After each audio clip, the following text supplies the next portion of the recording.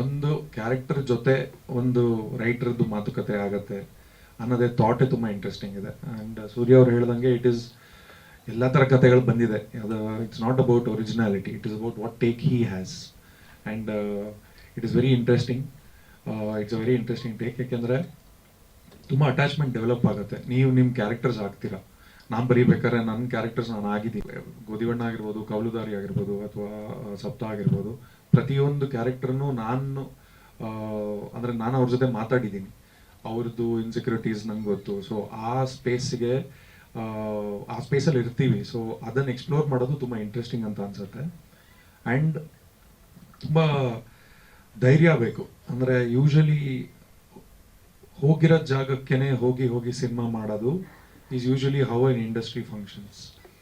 ಹೋಗಿಲ್ದೇ ಇರೋ ಜಾಗಕ್ಕೆ ಹೋಗಿ ಕತೆ ಮಾಡೋದು, ಅಥವಾ ನೋಡಿಲ್ದೇ ಇರೋ ಜಾಗಕ್ಕೆ, ಅಥವಾ ನಾನು ಹೇಳ್ತಾ ಇರೋದು ಎಮೋಷ್ನಲ್ ಸ್ಪೇಸ್ ಅಥವಾ ಕತೆ ಇರೋ ಶೈಲಿ, ಅದು ಒಂದು ಹೊಸ ಜಾಗಕ್ಕೆ ಹೋಗಿ ಕತೆ ಮಾಡೋದು is a very risky thing for everybody.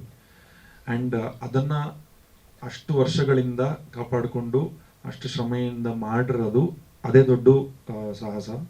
And I congratulate the entire team and Surya for that.